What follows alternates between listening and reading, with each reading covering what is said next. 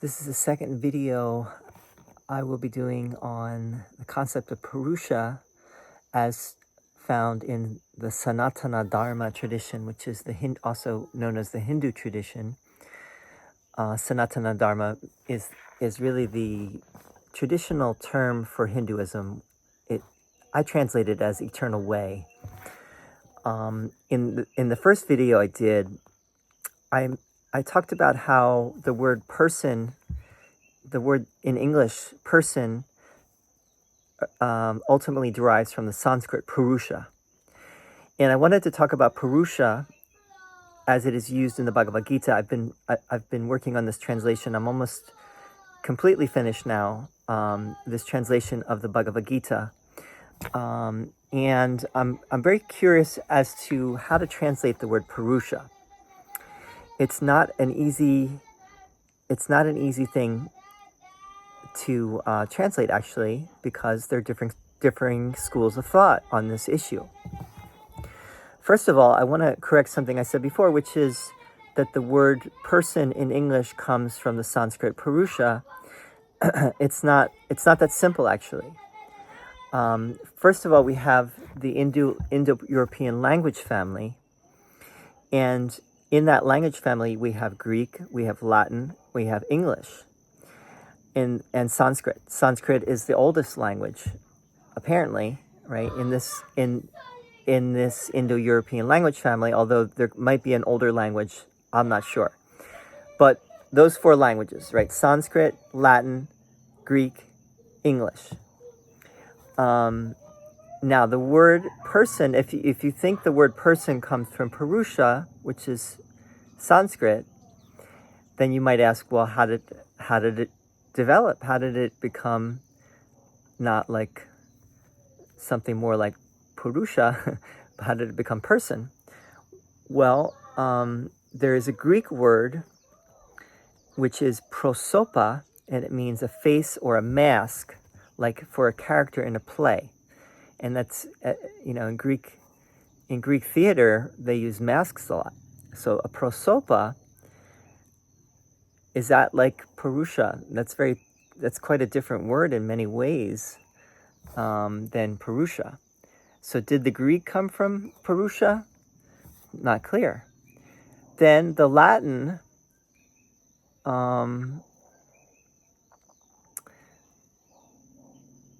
maybe Latin came next. So what is the Latin?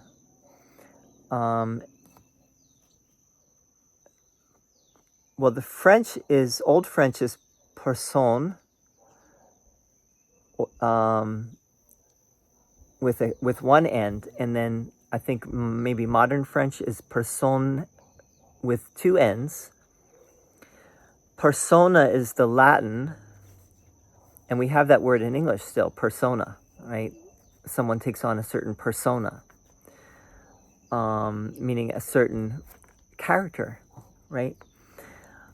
This etymology here suggests that it comes from the Etruscan persu, which means mask. So is Etruscan in this Indo-European language family? I'm not sure if it is. So it might be borrowed from Sanskrit, or it might not. I was under the impression that it did come from the Sanskrit, but now it's not so clear to me. But Purusha does mean person in Sanskrit, or does it? What does it actually mean? It seems to mean, originally it seemed to have meant a cosmic being. And there is a famous hymn, it's called a sukta in the Rig Veda. It's actually in all the Vedas, called the Purusha Sukta. Suktam, and I'm gonna read a little bit of it. It's actually chanted. When I was in India, I heard it chanted. It's regularly chanted by the Vedic priests, the Brahmin priests in India. They chant this Purusha Suktam to this day. It's like, I'm not going to chant it correctly, but it's kind of like Sahasra Shirasa Purusha Sahasraksha Sahasrapat Sabhumim Vishvado Vritva Atyatishta Dasangulam. Something like that, right? So I'm going to read a little bit of it in English. The Sahasra means 1,000. The Purusha, and it translates Purusha as universal being. Some people translate it as cosmic being. Has 1,000 heads, 1,000 eyes, and 1,000 feet. 1,000 signifies innumerable, which points to the omnipresence of the universal being. He envelops the world from all sides. That is, he pervades each part of the creation and extends beyond in the 10 directions represented by 10 fingers. And then the next, I'm not going to read the Sanskrit, but the English is, the Purusha is indeed all this creation in essence, that which existed in the past and that which will exist in the future. Everything, the whole creation is woven by the immortal essence of the great Lord, Purusha, by becoming food of which one transcends the gross world and becomes immortal. The Purusha, verse 3, the Purusha is greater than all the greatness, which can be expressed by words. His one part has become all these visible worlds, and his 3 parts rest in the immortal world of the transcendence. 3 parts. There's a trinity, it seems. The 3 parts of the Purusha is high above, and his one part becomes the creation again and again. There in the creation, he pervades all the living and the non-living beings. Verse 5, from Purusha was born the Virat, and the Virat came from the presence of the shining Purusha. He created the earth by manifesting her from his own being as substratum. With the Purusha as the sacrificial fire, the Deva continued the Yagya, which is the sacrifice. Spring was created as the clarified butter of the Yagya. Summer was created as the fuel of the Yagya. And autumn was created as the Havis, sacrificial offering of that Yagya. I'm not sure if I'm going to read this whole thing, but this will go into the Varna system, which is the caste system, and how the caste system developed. It's fascinating, and some scholars believe this came later in the Vedas, or was added later. It's kind of like an interpolation that was added later to the Vedas to set up this idea of the caste system. But the caste system was not originally in the Vedas, was added later. However the case may be, this Purusha is very interesting, right? It seems to be like a cosmic person or a cosmic divine being. On the other hand, even here, it pervades everything, right? This being somehow pervades everything. So I'm getting to the change that came a little bit later, like in the Upanishadic literature and later, which was Purusha became more and more understood as, in the abstract, as spirit, or let's say the essence of everything, right? The inner essence of everything, the abstract, formless nature of the Godhead, right? However you understand what that is, right? But the Purusha became more this abstract, formless, nameless being, or beingness. I was saying in the previous video, maybe it's more correct to say a beingness rather than a being. It's not clear. Even in the Purusha Suktam from the Vedas, it's not clear, because the Purusha is kind of like a great being, but also the Purusha seems to be as well all-pervading, which gets to be more like spirit, like that what we think of as spirit. Spirit is not matter. Spirit is not of this world. Spirit is formless, changeless, cannot be, cannot be really spoken of, named, or talked about. So when translating the Bhagavad Gita, when it talks about Purusha in the Bhagavad Gita, when Krishna talks about Purusha, it's not clear how to translate that term, right? Because do you translate it as person? And with all the connotations that the word has for us in English, when we think of personhood or personality, we tend to think of that the Greek and the Latin term of the character, right? We think of a character like an ego personality. Like I have a personality, you have a personality, we all have our own personalities. We also talk about personalities in the world of show business, right? This personality, that personality. So we still have that idea of the person being a mask, right? Person being a character,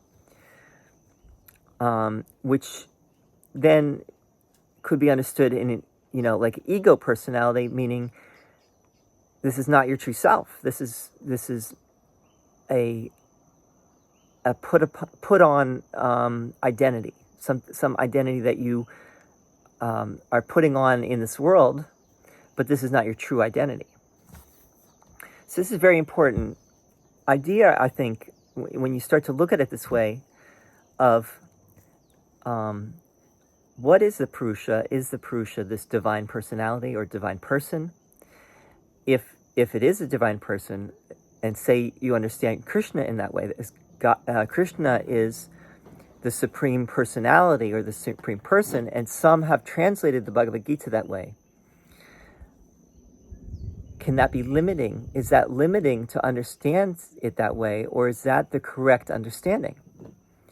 And I said in the previous video that for the non-dualist, and some people call them the impersonalists, that is a limitation, right? To think of God with a form and with a personality, or as a person. For a non-dualist, that is not the highest understanding of reality.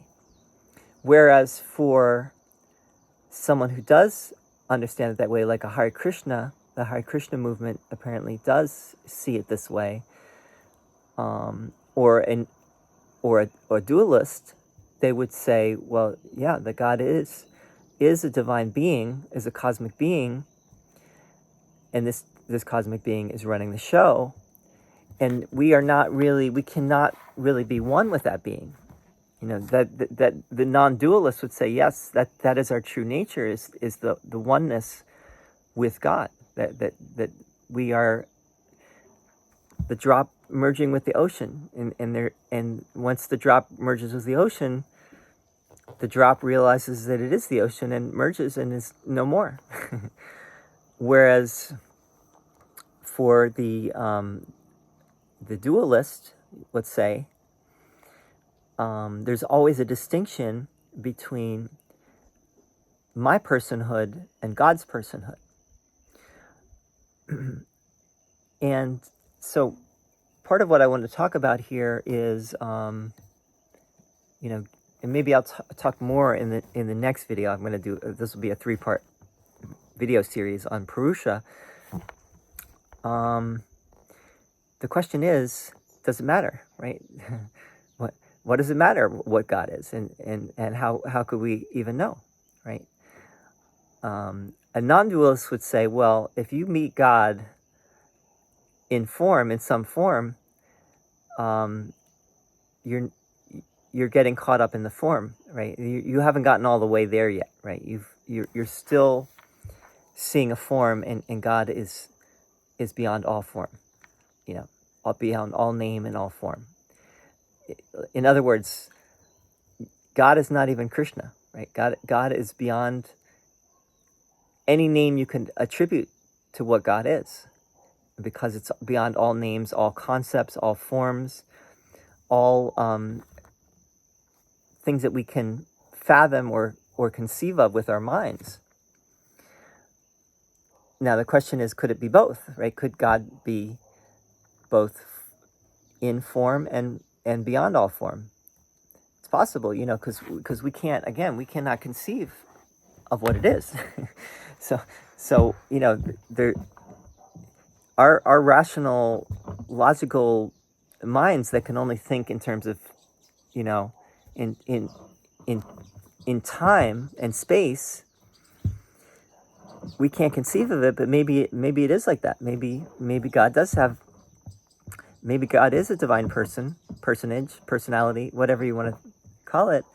Maybe there is a distinction between us and God, but it's not an egoic one, meaning we are one with God, but we're still separate somehow, right? And this is, I think this line of thinking that I'm bringing to bear here could be helpful in this debate, because there is a debate, and there's I see kind of like two camps mainly. One is, again, you got the non-dualists, and then you have the dualists. The non-dualists say, well, the highest understanding is the merging into the formless, the nameless formless. And the dualists will say, no, the highest is to be in worshipful, loving relationship with Krishna or whatever form it is for eternity, right? That's the highest. That is bliss. That is, why would you want to merge with God? That's boring, that's horrifying maybe. Why wouldn't you want to just be having a party for eternity? And I'm just saying there could be a middle ground, which is maybe it's both. Maybe it's whatever you want. Maybe it's really ultimately, you can have what God in whatever way you want to have God, right? When you get to that point, why not? Who's to say? So it doesn't have to be,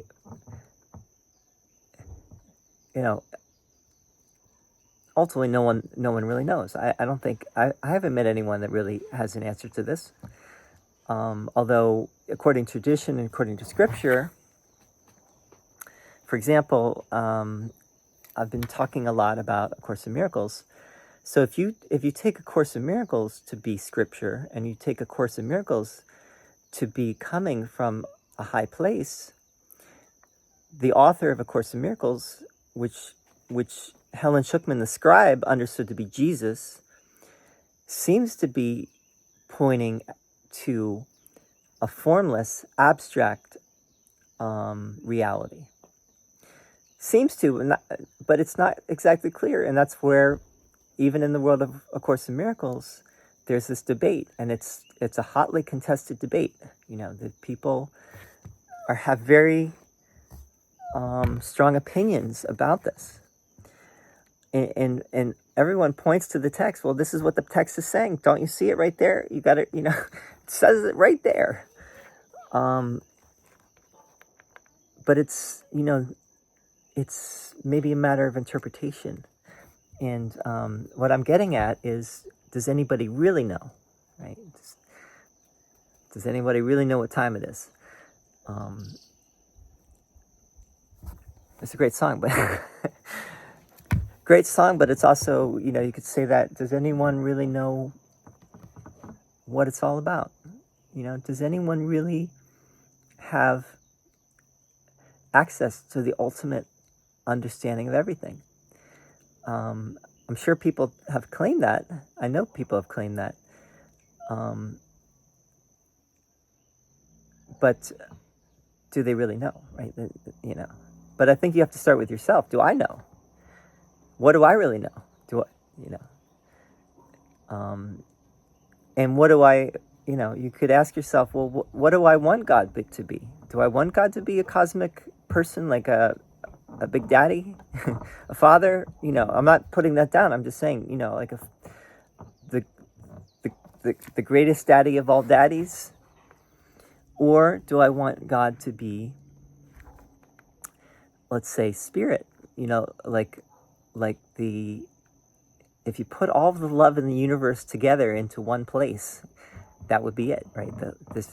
Just the pure love, and you could say loving presence. Let's use the word presence for Purusha. Purusha could be person, Purusha could be presence, could be that, because it's similar, the similar letters, the P and the R and the S, the loving presence, or a loving person. How do you want it to be, right? Maybe it will conform to what you want, but then you could say, well, there's what you want, but then there's what is true, right? What is actually the case. I tend toward more the non-dualist understanding, because I think understanding God as a divine person can be problematic, at least from our perspective. Because if we think of God as a divine person, then we might just attribute to God our own attributes, and so God, can have all the attributes that we have.